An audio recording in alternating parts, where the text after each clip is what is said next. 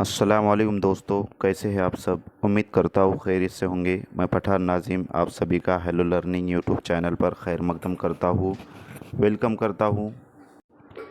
जैसा कि आप सब जानते हैं कि आपका इम्तिहान 7 जुलाई बरोज़ इतवार को कंडक्ट करवाया जाएगा और जल्द ही जल्द आपके एडमिट कार्ड भी आ जाएंगे। जैसे आपके एडमिट कार्ड आ जाएंगे, हम आपको हेलो लर्निंग यूट्यूब चैनल पर कंफर्म करवा देंगे। आप वहां से जाकर डाउनलोड कर सकते हैं। किस तरीके से करना है वो पूरी प्रोसेस आपको बतलाई जाएंगी। और इसी के साथ साथ आज का हमारा ये जो सेशन रहेगा, इसमें हम इन्वायरमेंटल स्टडीज़ यानी कि ईवीएस पर्यावरण अध्ययन का कंप्लीट मैराथन देखने वाले हैं, जो कि आपके लिए बहुत ही हेल्पफुल होगा और आप इसके ज़रिए, इस सेशन के ज़रिए आप अच्छा स्कोर कर पाओगे और अच्छे नंबरात हासिल कर पाओगे। तो फ्रेंड्स, आज का ये जो हमारा टॉपिक है बहुत ही इम्पोर्टेंट होने वाला है, जिसमें हम एनसीईआरटी से मुतालिक तमाम चीज़ें देखने वाले हैं। तो चलते हम टॉपिक की तरफ। एनसीएफ 2005 के कक्षा 3 से 5 तक के ईवीएस अध्ययन को 6 थीमों में विभाजित किया गया है। चीज़ें इस प्रकार हैं, जैसे कि यहाँ पर फर्स्ट है परिवार एवं मित्र, भोजन, पानी, आवास, यात्रा, हम चीज़ें कैसे बनाते हैं। तो फ्रेंड्स, इसी को हम यहाँ पर जो है तो इंग्लिश में देख लेंगे एक बार कि किस तरीके से है। तो यहाँ पर पहले है फैमिली एंड फ्रेंड, सेकंड है फूड, थर्ड है वाटर, फोर्थ है शेल्टर, फिफ्थ है ट्रैवल एंड लास्ट है how we may can do, यानी कि things we may can do भी जिसे हम कहते हैं। तो ईवीएस का जो सब्जेक्ट है उसमें ये 6 थीमों के अकॉर्डिंग जो है तो पूरी इन्फॉर्मेशन दी गई, पूरी मालूमात दी गई और इसके अकॉर्डिंग जो है तो आपको क्वेश्चन आते हैं, इस पर मबनी भी जो है तो सवालात आते हैं। तो सबसे पहले हम यहाँ पर देखेंगे, ये आपको याद रखना है, ज़हन नशीन रखना है। यहाँ पर है सबसे पहले मधुमक्खी पालन।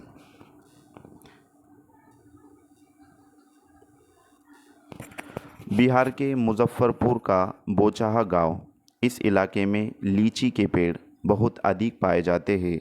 लीची के फूल मधुमक्खियां को बहुत लुभाते हैं, इसलिए इस क्षेत्र के लोग मधुमक्खी पालकर शहद बनाने का काम करते हैं। तो यहाँ पर बिहार में जो है तो एक मुजफ्फरपुर ज़िले में बोचाहा गांव है और इसमें मधुमक्खी पालन का वहाँ के जो लोग हैं वो काम करते हैं और मधुमक्खी पालकर शहद बनाने का वो काम करते हैं। मधुमक्खी पालन को एप्लीकल्चर कहते हैं। एप्लीकल्चर कहते हैं। अक्टूबर से दिसंबर मधुमक्खी के अंडे देने का समय होता है और यही मधुमक्खी पालन शुरू करने का भी सही समय होता है। यानी कि मधुमक्खी पालने का जो सही समय होता है वो अक्टूबर से दिसंबर होता है। और ये जो प्रीवियस ईयर के क्वेश्चन पेपर, इसमें ये क्वेश्चन आ चुका है। लीची के फूल फरवरी में खिलते हैं। तो लीची के फूल कब खिलते हैं फ्रेंड्स, यहाँ पर दिया गया है कि फरवरी में खिलते हैं, ये आपको नोट करना है। अक्टूबर से दिसंबर मधुमक्खी पालने का जो है तो सही समय है, ये भी आपको नोट करना है।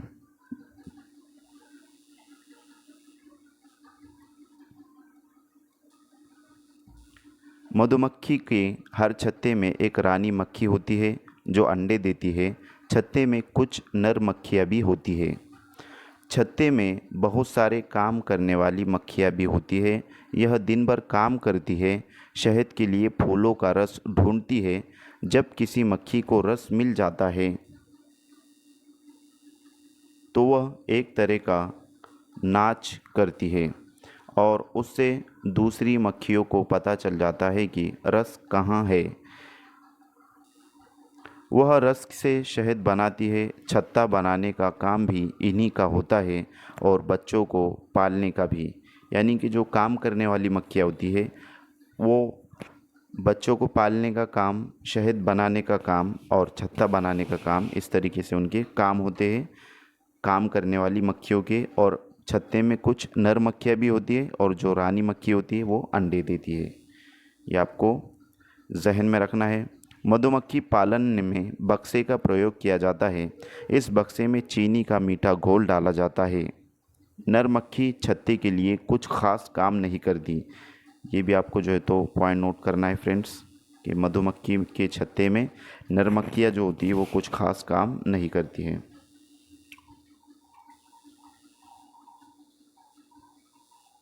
मधुमक्खी के डंक में फार्मिक अम्ल होता है, यानी फार्मिक एसिड होता है। मधुमक्खी का जो डंक होता है उसमें फार्मिक एसिड होता है, जैसे कि आपको यहाँ पर इंग्लिश के अंदर नज़र आ रहा है। नेक्स्ट है, तो यहाँ पर हमने मधुमक्खी से रिलेटेड चीज़ों को देखा है। उसके बाद है चींटियाँ। चींटियाँ मिलजुल कर रहती है और चींटियों का काम बटा रहता है। रानी चींटी अंडे देती है, सिपाही चींटियाँ बिल का ध्यान रखती है। इसमें भी जो है तो एक रानी चींटी होती है जो अंडे देती है, और सिपाही चींटियाँ उसका जो बिल होता है चींटियों को वहाँ पर उसको ध्यान रखती है सिपाही चींटियाँ, और ये मिलजुल कर काम करती है। काम करने वाली चींटियाँ भोजन ढूंढकर बिल तक लाती है। चींटियाँ चलते समय ज़मीन पर कुछ छोड़ती हैं, जिसे सूंघकर पीछे आने वाली चींटियों को रास्ता मिल जाता है। दीमक और ततैये भी समूह में रहते हैं। तो फ्रेंड्स, यहाँ पर दीमक और ततैये की ताल्लुक़ से बात हुई है। ये भी समूह में रहते हैं, यानी ग्रुप में रहते हैं। रेशम का कीड़ा।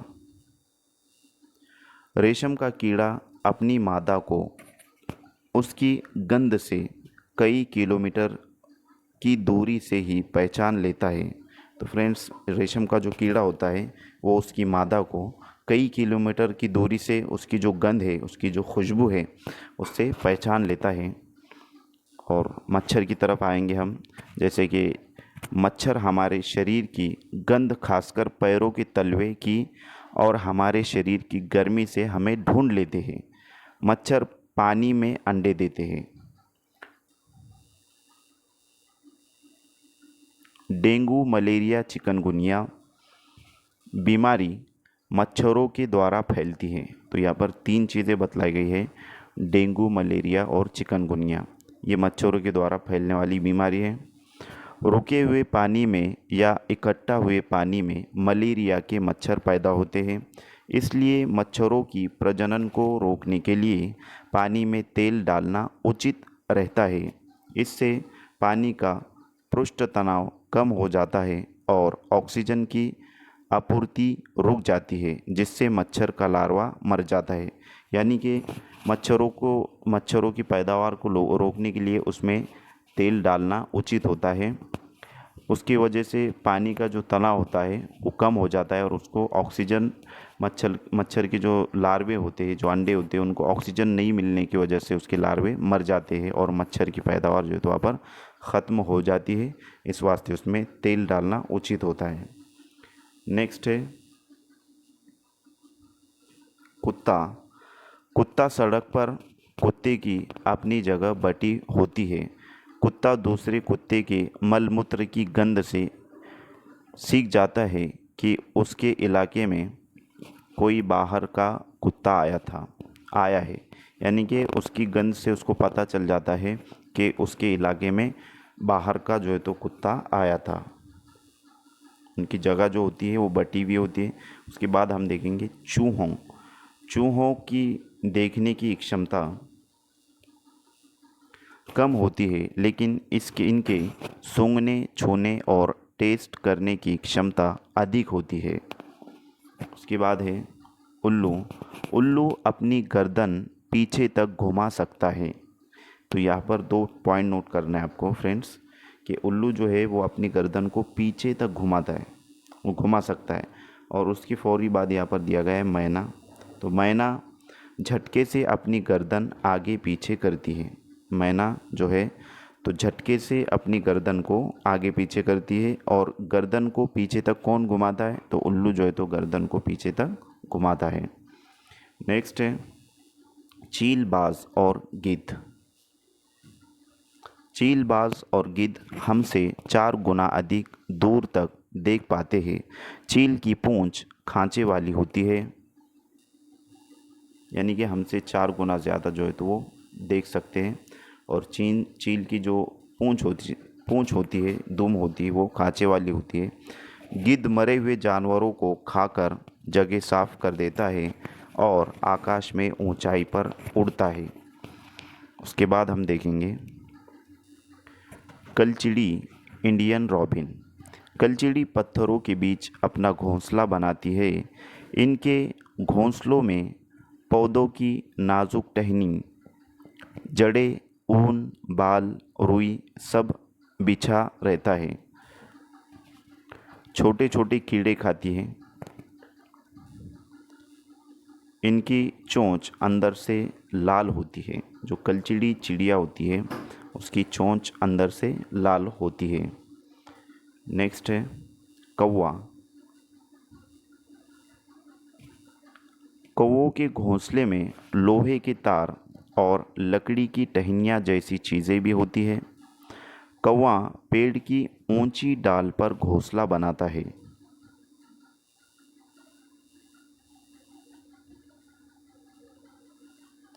कोयल अपना घोंसला नहीं बनाती है, वह कौवे के घोंसले में अंडे देती है। कौवा अपने अंडों के साथ साथ कोयल के अंडों को भी सेंध लेता है। यानी कि कोयल के अंडों को भी जो है तो कौवा सेंध लेता है। और कोयल जो है तो अपना घोंसला नहीं बनाती है, वो कौवे के घोंसले में जाकर अंडे देती है। फाख्ता। फाख्ता कैक्टस कांटों के बीच या मेहंदी की मेड़ में अपना घोंसला बनाता है। यानी कि फाख्ता जो होता है वो कैक्टस कांटों के बीच और मेहंदी की मेड़ में अपना घोंसला बनाता है, घर बनाता है। ये आपको जहन में रखना है। उसके बाद है गौरैया। गौरैया अलमारी के ऊपर आईने के पीछे अपना घोंसला बनाती है। बसंत गौरी। बसंत गौरी यह गर्मियों में टुक टुक करती रहती है। पेड़ के तने में गहरा छेद बनाकर उसमें अंडे रखती है। कबूतर। कबूतर पुराने मकान या खंडर में घोंसला बनाता है। दर्जिनी चिड़िया। दर्जिनी चिड़िया अपनी नुकीली चोंच से पत्तों को सी लेती है और उनसे एक थैली सी बना लेती है और उसमें अंडे देती है। वो अपना जो घोंसला बनाती है वो पत्तों को सीकर बनाती है, इसलिए जो है तो उसे दर्जिनी चिड़िया कहते हैं। उसके बाद है शकरखोरा। शकरखोरा किसी छोटे पेड़ या झाड़ी की डाल पर अपना लटकता हुआ घोंसला बनाता है। लटकता हुआ घोंसला कौन बनाता है? शकरखोरा जो है तो अपना लटकता हुआ घोंसला बनाता है। इसका घोंसला बाल, मकड़ी के जाले, पतली टहनियाँ, बारीक घास, सूखे पत्ते, रुई, पेड़ की छाल के टुकड़े और कपड़ों के छींतरों से बना होता है। शकरखोरे का जो घोंसला होता है वो इन तमाम चीज़ों को मिलकर बना होता है। उसके बाद है नर वीवर। वीवर पक्षी, ये गुज़िश्ता जो इम्तिहान हुआ है उसमें वीवर पक्षी के बारे में, नर वीवर के बारे में पूछा गया है। नर वीवर पक्षी अपने अपने घोंसले बनाते हैं। मादा वीवर उन सभी घोंसलों को देखते हैं, फिर उनमें से जो घोंसला उसे सबसे ज़्यादा पसंद आता है उसमें अंडे देती है। तो फ्रेंड्स, यहाँ पर नर वीवर जो पक्षी होते हैं वो अपने अपने घोंसले बनाते हैं और मादा वीवर उन तमाम घोंसलों को देखती है और उसमें जो है तो उसको सबसे ज़्यादा जो घोंसला पसंद आता है उसमें जाकर वो अंडे देती है। नेक्स्ट है पक्षी। यानी कि पक्षी के बारे में, बर्ड्स के बारे में कुछ इम्पोर्टेंट इन्फॉर्मेशन यहाँ पर। जैसे कि पक्षी केवल अंडे देने के लिए घोंसला बनाते हैं। जब अंडे से बच्चे निकलते हैं तो वे घोंसला छोड़कर उड़ जाते हैं। पक्षी घोंसला छोड़कर पेड़ों, ज़मीन और पानी में अलग अलग जगहों पर चले जाते हैं। अधिकतर पक्षियों की आँखें उनके सर की दोनों तरफ होती है। पक्षी एक ही समय में दो अलग अलग चीज़ों को एक साथ देख लेती है, यानी उन पर नज़र डाल लेते हैं। जब अलग अलग चीज़ों पर केंद्रित करते हैं तो उनके देखने का दायरा बढ़ जाता है, और जब यह बिल्कुल सामने देखते हैं तो इनकी दोनों आंखें एक ही चीज़ पर होती है। ज़्यादातर पक्षियों की आंखों की पुतलियाँ घूम नहीं सकती, वह अपनी गर्दन घुमाकर ही आसपास देखते हैं। पक्षियों के पंख उन्हें उड़ने में मदद करते हैं और उन्हें गर्माहट भी देते हैं। उनके नए पंख आते रहते हैं और पुराने पंख झड़ते रहते हैं। कुछ पक्षी अलग अलग खतरों के लिए अलग अलग आवाज़ें निकालते हैं, जैसे उड़कर आने वाले दुश्मन के लिए एक तरह का आवाज़ और ज़मीन पर चलकर आने वाले दुश्मन के लिए एक तरह का दूसरी तरह का आवाज़। पक्षियों के कान दिखते नहीं हैं, लेकिन उनके सर के दोनों तरफ छोटे छोटे छेद होते हैं जो पंखों से ढके रहते हैं। पक्षी उन्हीं की मदद से सुनते हैं। यहाँ पर जो है तो हमने पक्षियों के बारे में जो इम्पोर्टेंट इन्फॉर्मेशन है वो देख चुके हैं। उसके बाद हम हाथी के बारे में कुछ इम्पोर्टेंट मालूमात देखेंगे, इन्फॉर्मेशन देखेंगे, जो कि गुज़िश्ता इम्तिहानात में प्रीवियस ईयर क्वेश्चंस पूछे गए हैं। हाथी को पानी और कीचड़ से खेलना बहुत पसंद है, इससे उसके शरीर को ठंडक मिलती है। हाथी के कान पंखे जैसे होते हैं। गर्मी लगने पर हाथी अपने कान हिलाकर हवा करता है। 3 महीने का हाथी 200 किलोग्राम वज़न का होता है। एक बड़ा हाथी दिन में 100 किलोग्राम से ज़्यादा पत्तियां और झाड़ियां खा लेता है। तो फ्रेंड्स, यहाँ पर 3 महीने का जो हाथी होता है वो 200 किलोग्राम का होता है, यानी 2 कुंटल का होता है। और एक बड़ा हाथी दिन में 100 किलोग्राम से ज़्यादा पत्तियाँ और झाड़ियाँ खा लेता है, यानी कि 1 कुंटल जो है तो पत्तियाँ और झाड़ियाँ वो खाता है। हाथी बहुत कम आराम करता है, दिन में केवल 2 से 4 घंटे सोता है। हाथी जो है तो दिन में केवल 2 से 4 घंटे सोता है। हाथी परेशानी आने पर एक दूसरों की मदद करते हैं। जब उन्हें परेशानी आ जाती है तो हाथी एक दूसरों की मदद करते हैं। हाथी का झुंड। झुंड में केवल हाथी नहीं ही रहते, यानी कि हाथीनी जो मादा हाथी है वो और बच्चे रहते हैं। झुंड में केवल हाथीनी और बच्चे रहते हैं। यहाँ पर टाइपिंग मिस्टेक है, उसको आप करेक्शन करवा लीजिएगा अगर आप नोट्स बना रहे होंगे तो। झुंड की सबसे बुजुर्ग हाथीनी ही झुंड की नेता होती है। इस झुंड में 10 या 12 हाथी और बाकी बच्चे होते हैं। 14-15 साल तक हाथी इस झुंड में रहता है, फिर झुंड छोड़कर चला जाता है। यानी कि 14-15 साल तक जो हाथी होते हैं वो झुंड में रहते हैं और बाद में झुंड छोड़कर वो चले जाते हैं। उसके बाद हम देखेंगे स्लॉथ। इसके ताल्लुक से भी जो है तो क्वेश्चन आ चुका है गुज़िश्ता। स्लॉथ दिखने में भालू की तरह होता है, पर ये भालू से अलग होता है। ये दिन में करीब 17 घंटे पेड़ों से उल्टे लटक कर आराम से सोते रहते हैं। जो स्लॉथ होता है वो पेड़ पर जो है तो उल्टा लटक कर आराम से सोते रहते हैं। उसके बाद यह सप्ताह में शौच के लिए एक बार ही पेड़ से नीचे उतरते हैं। जिस पेड़ में रहते हैं उसी के पत्ते खाकर अपना पेट भरते हैं। 40 वर्ष की अपने जीवन में यह सिर्फ 8 पेड़ों पर ही घूमते हैं, यानी कि 8 पेड़ों पर घूमते हैं 40 वर्ष की अपने जीवन में। मतलब एक पेड़ पर वो 5 साल कुछ रहते हैं। और हफ्ते में एक बार जो है तो वो शौच के लिए जाते हैं, यानी टॉयलेट के लिए पेड़ से नीचे उतरते हैं और जाते हैं। और उसके बाद जो है तो जिस पेड़ पे रहते हैं उसी के पत्ते खाकर जो है तो अपना पेट भरते हैं। और दिन में 17 घंटे स्लॉथ जो है तो सोते रहते हैं। उसके बाद है बाघ। बाघ अंधेरे में हमसे 6 गुना बेहतर देख सकता है। बाघ की मूंछें हवा में हुए कंपन को भांप लेती है, जिससे उसे शिकार की सही स्थिति का पता चल जाता है और वह अंधेरे में भी रास्ता ढूंढ लेता है। बाघ अपने इलाके में मूत्र करके अपनी गंध छोड़ता है। दूसरा बाघ इस गंध को तुरंत पहचान लेता है।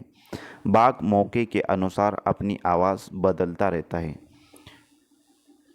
बाघ का घुर्राना, यानी कि जब बाघ घुर्राता है तो 3 किलोमीटर दूरी तक सुना जा सकता है।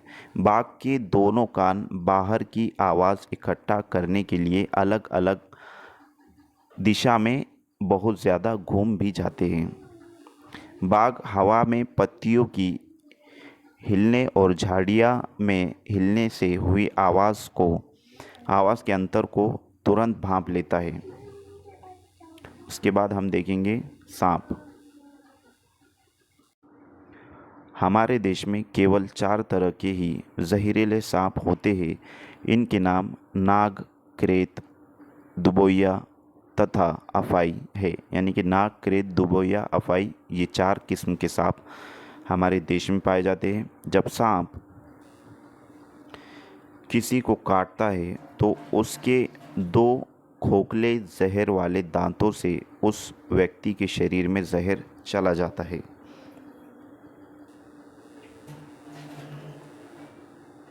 जहर से बचने के लिए उस व्यक्ति को सीरम नाम की दवाई दी जाती है, जो सांप ही के जहर से बनाई जाती है। सांप के दांत नुकीले होते हैं, लेकिन वह अपने शिकार को चबाकर नहीं खाता, बल्कि पूरा निगल जाता है। सांप के बाहरी कान नहीं होते, वह ज़मीन पर हुए कंपन को ही सुन पाता है। सपेरों को कालबेलिया भी कहते हैं। कालबेलिया नाच में सांप जैसी मुद्राएं होती है। उसके बाद जो है तो लंगूर देखेंगे कि लंगूर जंगल में ऊंचे पेड़ पर बैठा लंगूर अपने पास आती मुसीबत को देखकर एक ख़ास किस्म की आवाज़ निकालता है।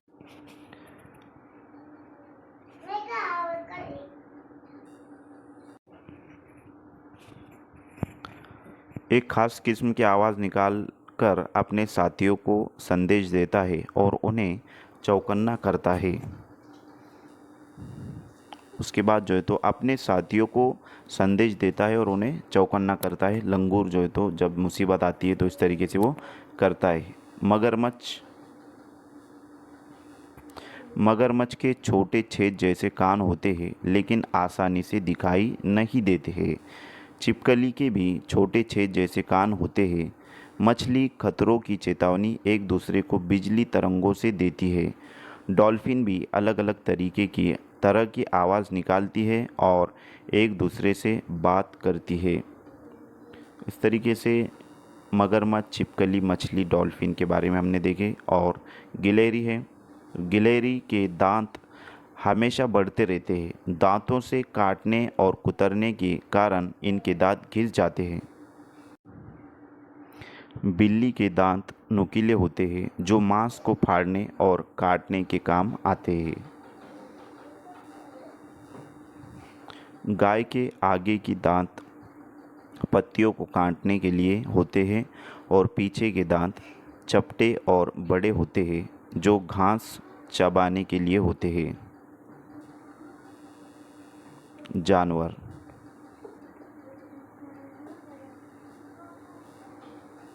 जानवरों की खाल पर जो डिज़ाइन होती है वह उनके बालों के रंग के कारण होती है। दिन में जागने वाले जानवर आमतौर पर कुछ ही रंग देख पाते हैं। रात में जागने वाले जानवर हर चीज़ को सफ़ेद और काली ही देखते हैं। बहुत से जानवर किसी खास मौसम में लंबी गहरी नींद में चले जाते हैं, जैसे छिपकली। कुछ जानवर तूफान या भूकंप आने के कुछ समय पहले अजीब हरकत करने लगती है। जंगल में रहने वाले लोग समझ जाते हैं कि कुछ बुरा होने वाला है। जानवरों में भी देखने, सुनने और महसूस करने की शक्ति होती है। वैज्ञानिकों का मानना है कि कई जानवरों की अपनी पूरी भाषा है। जिन जानवरों के बाहरी कान शरीर पर बाल होते हैं वे बच्चे देते हैं, और जिन जानवरों के बाहरी कान व शरीर पर बाल नहीं होते वे अंडे देते हैं। स्तनधारियों की विशेषताओं में इनके शरीर पर बाल का पाया जाना और कान के मध्य भाग में 3 अस्थियों मिलियन इंक्स व स्टेप्स का पाया जाना प्रमुख है। उसके बाद हम यदि कुछ प्रजातियों को छोड़ दे तो लगभग सभी स्तनधारी वर्ग के जंतु बच्चे देते हैं, तथा जिन जानवरों में यह नहीं पाए जाते वे अंडे देते हैं। उसके बाद हम देखेंगे घास। घास का पौधा जितना ज़मीन के ऊपर होता है उससे कहीं ज़्यादा ज़मीन के अंदर फैला हुआ होता है। घास की जड़ें बहुत मजबूत होती है, इन्हें खुरपी से खोदकर निकाला जाता है।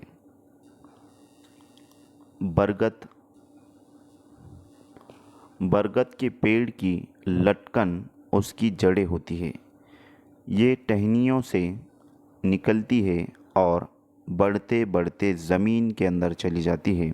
यह जड़ें मजबूत खंभों की तरह पेड़ को सहारा देती है। तो जिसे बनियान ट्री कहते हैं, बरगद का पेड़, तो इसकी जो लटकन होती है वो इसकी जड़ें होती है और ये टहनियों से निकलकर ज़मीन तक जो है तो ज़मीन के अंदर चली जाती है और ये मजबूत खंभों की तरह जो है तो पेड़ को सहारा देती है। उसके बाद हम देखेंगे रेगिस्तानी ओक। ऑस्ट्रेलिया में रेगिस्तानी ओक पेड़ पाया जाता है जिसकी ऊंचाई 11 से 12 फीट होती है और इसकी पत्तियां बहुत कम होती है। इसकी जड़ें ज़मीन के अंदर 250 से 300 फीट अंदर ज़मीन तक जाती है जब तक पानी तक ना पहुंच जाए, यानी कि पानी तक पहुंचने तक जो है तो इसकी ज़मीन के अंदर जो है तो इसकी जड़ें जाती है। यह पानी पेड़ के तने में जमा होता रहता है। जब कभी इस इलाके में पानी नहीं होता या पानी की कमी पड़ जाती है तो वहाँ के लोग इसके तने के अंदर पतला पाइप डालकर पानी निकालते हैं। नेपेंथिस नामक पौधा इंडोनेशिया, ऑस्ट्रेलिया और भारत के मेघालय में पाया जाता है। ये जो पौधा होता है, यह पौधा कीड़े मकोड़े और छोटे जीवों का शिकार करता है। यह पौधा लंबे घड़े जैसा दिखता है जिसके ऊपर पत्ती का ढक्कन लगा होता है और इसमें से खुशबू निकलती है जिसकी वजह से कीड़े मकोड़े उसके अंदर फंस जाते हैं। नेपेंथिस पौधे को घटपर्णी पौधा भी कहते हैं। नेपेंथिस पौधे को जो है तो घटपर्णी पौधा भी यहाँ पर कहते हैं। उसके बाद है बीज, सीड। बीजों को प्राचीन समय में सूखी लौकी में रखकर उस पर मिट्टी का लेप कर देते थे और नीम की पत्तियाँ इन्हें कीड़ों से बचाती थी। तो फ्रेंड्स, जैसे कि हमने बीजों के ताल्लुक से भी देखा है कि बीज को प्राचीन समय में सूखी लौकी में रखकर मिट्टी का लेप कर देते थे और नीम की पत्तियाँ इनको जो तो कीड़ों से बचाती थी। नेक्स्ट हम देखेंगे कि पौधे स्वयं भी अपने बीजों को दूर फेंक देते हैं और कपड़ों में चिपक कर तथा पानी के ज़रिए भी ये एक जगह से दूसरी जगह पहुंच जाते हैं। सोयाबीन की फलियां पककर फट जाती है और उसमें बीज बाहर निकल जाते हैं। उसके जो बीज है, सोयाबीन की फलियां के पककर फट जाने पर बीज बाहर निकल जाते हैं। काली मिर्च, सौंफ, गेहूँ आदि बीज है। ये क्वेश्चन गुज़िश्ता जो एग्ज़ाम हुआ है उसमें आ चुका है कि काली मिर्च, सौंफ और गेहूँ ये बीज है। ये आपको जहन में रखना है। नाशपाती, भिंडी, करेला, खीरा, टमाटर, चीकू आदि में बीज होते हैं। ये भी क्वेश्चन इस पर भी आ चुका है। मिट्टी में गोबर मिलाने से मिट्टी में कीड़ा नहीं लगता। उसके बाद फसल, फसल एक ही प्रकार की फसल उगाने से और कई केमिकल्स को यूज़ करने से ज़मीन बंजर हो जाती है। क्रोटॉन पौधे, क्रोटॉन पौधे ज़मीन के बारे में उसकी दिशा को बता देते हैं, यानी सिग्नल दे देते हैं। नेक्स्ट, कि क्रोटॉन पौधों की जड़ें ज़मीन में मौजूद बहरी नहीं जाती। जब मिट्टी सूखने लगती है तो इस पौधे की पत्तियां सूखने लगती है और झड़ने लगती है, जिससे मिट्टी का पता चल जाता है कि मिट्टी सूख रही है। तो यह एक प्रकार का सिग्नल होता है। जड़ें पौधों को सहारा देती है, जल तथा खनिजों को अवशोषित करती है और ह्यूमस उपलब्ध करवाती है। तीन चीज़ें आपको यहाँ पर ध्यान में रखना है कि जड़ें पौधों को सहारा देती है, जल तथा खनिजों को अवशोषित करती है और ह्यूमस प्रदान करती है, ह्यूमस उपलब्ध करती है। तो ये जड़ों के ताल्लुक से ये आपको बहुत ही इंपॉर्टेंट है और ये भी पूछा जा चुका है। जो प्रीवियस ईयर के जितने भी पेपर हुए क्वेश्चंस, मतलब पेपर हुए, उनमें ये तमाम क्वेश्चन पूछे गए हैं। उसके बाद सब्जियां, अधिकतर सब्जियां पौधों की फूल होती है और कुछ सब्जियां पौधों का फल भी होती है। हरी मिर्च, टमाटर, आलू साउथ अमेरिका से आई है। गोभी और मटर यूरोप से आई है। कॉफ़ी, बीन्स और भिंडी अफ्रीका से आई है और सोयाबीन चीन से आए हैं।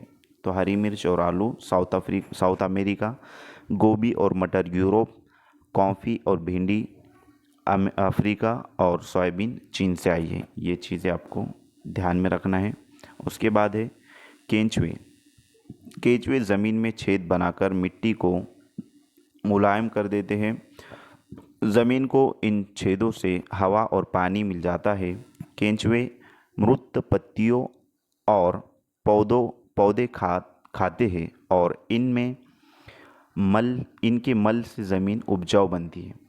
केंचुए को किसान का मित्र माना जाता है। अब यहाँ पर हमने केंचुए के बारे में देखी इन्फॉर्मेशन। उसके बाद हम देखेंगे जूम खेती के बारे में।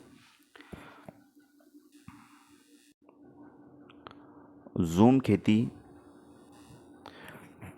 खेती का तरीका बिल्कुल अलग है। फसल कटने के बाद ज़मीन को कुछ साल तक ऐसे ही छोड़ देते हैं, उसमें खेती नहीं करते। उस जगह जो बांस या जंगल उग जाता है उसे उखाड़ते नहीं है, बस उसे गिराकर जला देते हैं। यह राख ज़मीन में खाद का काम करती है।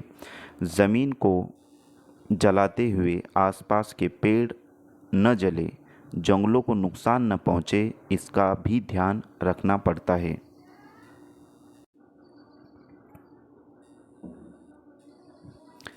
फिर जब इस ज़मीन में खेती की बारी आती है तो ज़मीन को जोता नहीं जाता, मिट्टी को हल्के से हिलाकर बीज छिड़क देते हैं।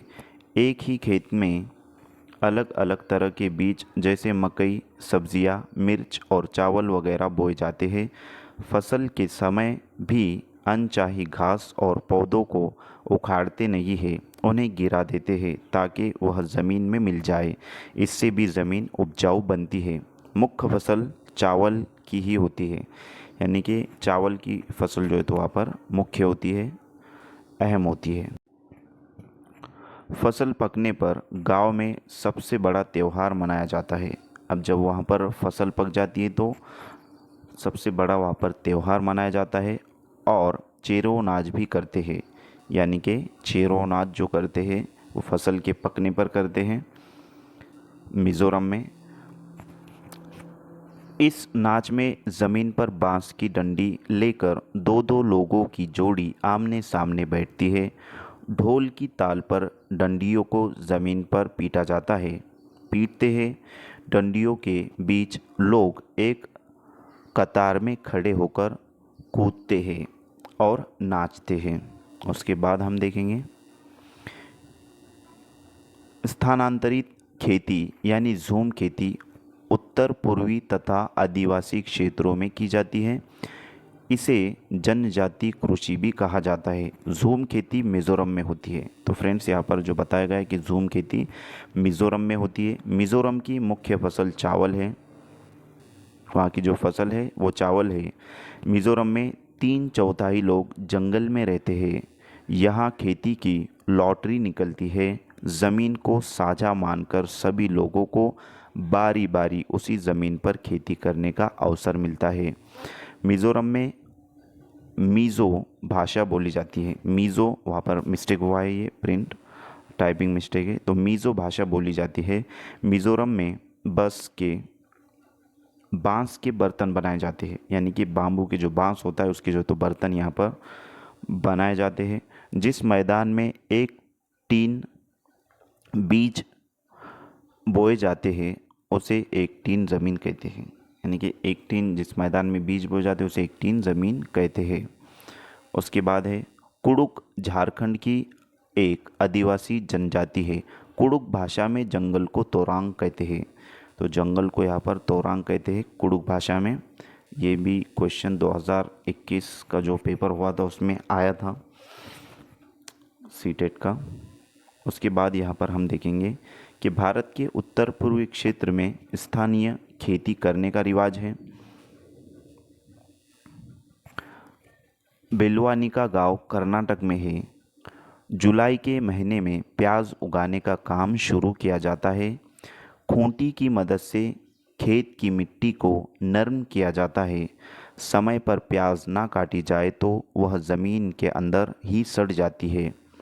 खरपतवार कुछ पौधे बिना बोए खेतों में अपने आप उग जाते हैं, जिन्हें खरपतवार कहते हैं। इन्हें निकालना बेहद ज़रूरी होता है, नहीं तो सारा खाद और पानी यह ले लेंगी और फसल कम होंगी। होलगुंडी गांव कर्नाटक में है। बच्चों की पंचायत बीमा संघ होलगुंडी में है, यानी कि बच्चों की जो पंचायत है वो होलगुंडी कर्नाटक में है। कर्नाटक की भाषा कन्नड़ है। ऊंधिया। ऊंधिया सर्दियों में खेत में ही ताज़ा सब्जियों को मसालों के साथ एक मटके में भर दिया जाता है, यानी कि सर्दियों के मौसम में खेत में ही जो है तो ताज़ा सब्जियों को मसाले के साथ एक मटके में भर दिया जाता है और सील बंद कर देते हैं, यानी कि मटके का जो ऊपर का मुंह होता है उसको बंद कर देते हैं। कोयले के अंगारों में मटके को रखकर सब्जियों को पकाया जाता है। इस पकी सब्जी को कहते हैं ऊंधिया। गुजराती में ऊंधिया का मतलब है उल्टा।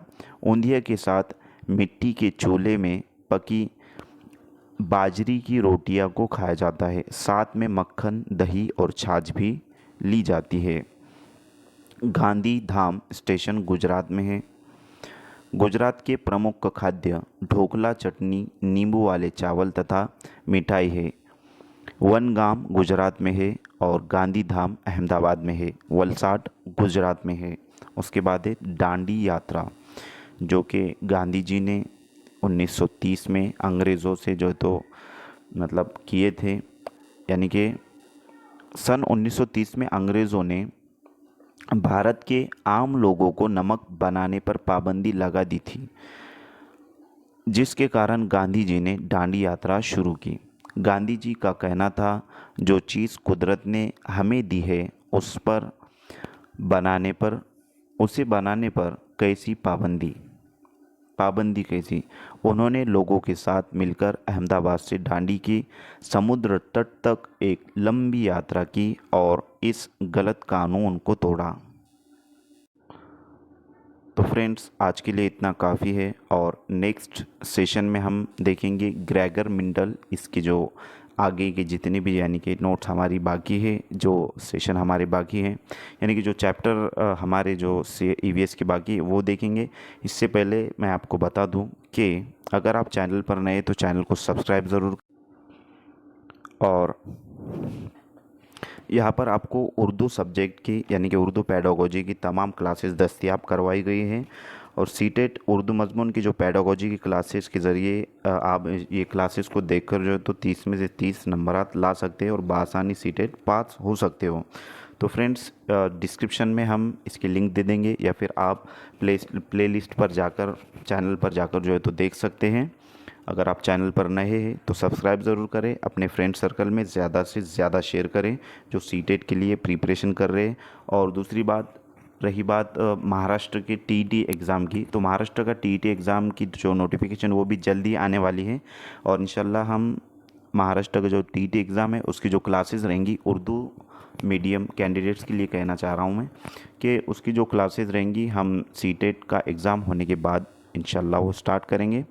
तो आज के लिए इतना काफ़ी है, मिलते हैं नेक्स्ट टाइम नेक्स्ट वीडियो के साथ। Thank you for watching my video, thank you very much Indeed for your cooperation and have a nice day.